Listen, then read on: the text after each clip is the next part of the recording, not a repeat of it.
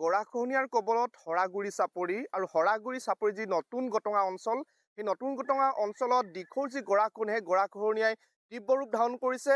আৰু শিৱসাগৰ জিলাৰ শান্তিপুৰ পঞ্চায়তৰ অন্তৰ্গত এই যি অঞ্চল, আমি এই মুহূৰ্তত ইতিমধ্যে দেখুৱাইছোঁ, ইয়াত এজোপাকৈ আচলতে বাঁহ গছ যি দিখৌ বুকু, সেই দিখৌ বুকুত জাহ গৈছে। এই মুহূৰ্তত যিটো আমি দেখুৱাইছোঁ, আৰু এয়া হৈছে শিৱসাগৰ জিলাৰ যিহেতু নতুন গটঙা অঞ্চল, আৰু এই নতুন গটঙা অঞ্চলটো হৈছে শান্তিপুৰ গাঁও পঞ্চায়তৰ অন্তৰ্গত, শিৱসাগৰ সমষ্টিৰ অন্তৰ্গত। আৰু এই মুহূৰ্তত যিটো আমি দেখুৱাইছোঁ, ইয়াত যি তীব্ৰ গৰাখহনীয়া, সেই তীব্ৰ গৰাখহনীয়াৰ যি এক ৰূপ, সেই ৰূপটো আমি দেখুৱাইছোঁ।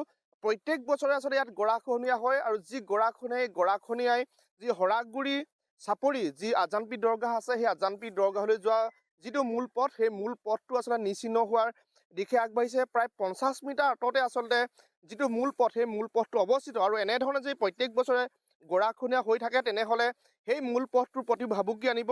আৰু যিহেতু আমি দেখুৱাইছোঁ, ইয়াতে এজোপাকৈ আচলতে বাঁহ গছ যিটো দিখৌৰ বুকুত ইয়াত জাহ যাবলৈ আৰম্ভ কৰিছে।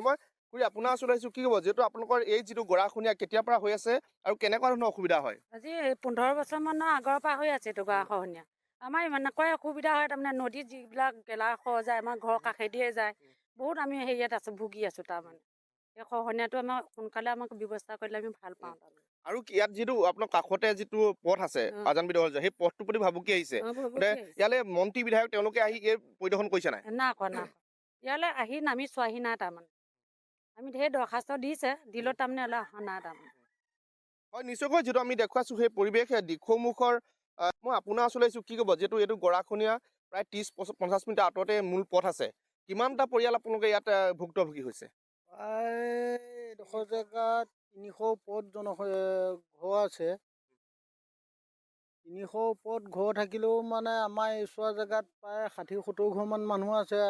আজানপীৰলৈ যোনটো মথাউৰি গৈছে, সেই মথাউৰিটো কাণতে, সেইসকল মানুহৰ কাৰণে বেছি চিন্তনীয় বিষয় হৈ গৈছে। মানে পূৰ্বে নৈখন এইডোখৰত যিটো নাছিলে, কিমান আঁতৰত আছিলে? এই ইয়াৰ পৰা 500-600 মিটাৰ ওপৰত আঁতৰত আছিলে। আমি যেতিয়া প্ৰথম জনা শুনা হৈছোঁ, তেতিয়া ধৰি লও এই কাঠনিখনৰ মানে প্ৰায় 500-600 মিটাৰ আঁতৰত সিপিনে আছিলে। তাৰপৰা এই প্ৰায় 10-15 বছৰ ভিতৰত ওচৰ পাই গ'ল। আমাৰ খেতি পথাৰ চব গ'ল, মাটি বাৰী প্ৰভাগ গুচিয়ে গ'ল। আৰু এতিয়া 3ভাগৰ 1 অংশও নাই আমাৰ ইয়াত মাটি।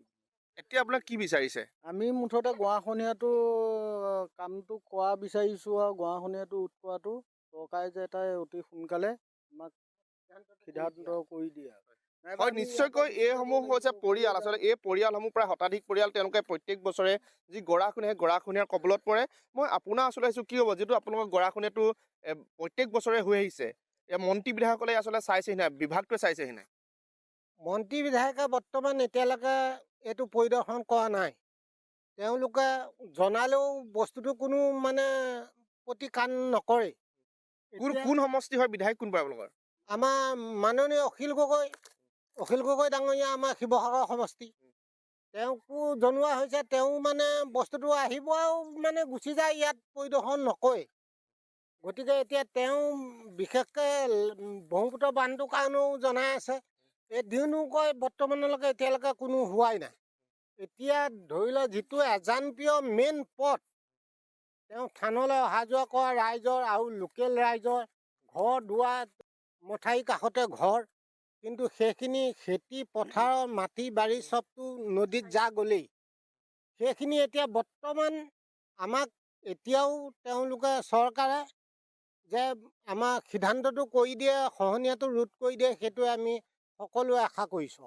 হয়, নিশ্চয়কৈ ৰাইজে এটা আশা কৰিছে, তেওঁলোকৰ যিটো গৰাখহনীয়া, সেই গৰাখহনীয়া ৰোধ হ'ব লাগে। আৰু এই মুহূৰ্তত আচলতে শিৱসাগৰ সমষ্টিৰ যিজন বিধায়ক অখিল গগৈ, সেই অখিল গগৈৰ প্ৰতিও আহ্বান জনাইছে যাতে অখিল গগৈ আহি এই যিডোখৰ স্থান, গৰাখহনীয়া স্থান, এই গৰাখহনীয়া স্থানসমূহ পৰিদৰ্শন কৰে। আৰু যিহেতু ঐতিহাসিক হৰাগুৰি চাপৰি, আৰু এই হৰাগুৰি চাপৰিতে অৱস্থিত আজানপীৰ দৰগাহ, আৰু এই আজানপীৰ দৰগাহৰ প্ৰতি আচলতে তীব্ৰ ভাবুকি কঢ়িয়াই আনিছে। দিখৌ গৰাখহনীয়াই হওক অথবা ব্ৰহ্মপুত্ৰ গৰাখহনীয়াই হওক, আচলতে দিখৌ আৰু ব্ৰহ্মপুত্ৰৰ গৰাখহনীয়া আচলতে হৰাগুৰি চাপৰিৰ প্ৰতি যি এক তীব্ৰ ভাবুকি কঢ়িয়াই আনিছে, তাৰ পাছতো দেখা গৈছে ৰাজ্যৰ যিটো জলসম্পদ বিভাগ আছে, সেই জলসম্পদ বিভাগটোৱে যি ধৰণে আচলতে সহায় কৰিব লাগে, এই যিসকল ভুক্তভোগী লোক, এই যিসকল ভুক্তভোগী পৰিয়াল, সেই পৰিয়ালসমূহক যি ধৰণে সহায় কৰিব লাগে, তাৰ পৰা আচলতে সহায় নকৰাৰ অভিযোগ উঠিছে। পৰৱৰ্তী সময়ত লক্ষণীয় হ'ব, ৰাজ্যৰ জলসম্পদ বিভাগেই হওক অথবা শিৱসাগৰ সমষ্টিৰ যিজন বিধায়ক, সেই বিধায়কগৰাকীয়ে এই যিসকল অঞ্চলবাসীৰ যিটো সমস্যা, সেই সমস্যাটো সমাধান কৰাৰ ক্ষেত্ৰত কেনেকুৱা ধৰণৰ পদক্ষেপ গ্ৰহণ কৰিব।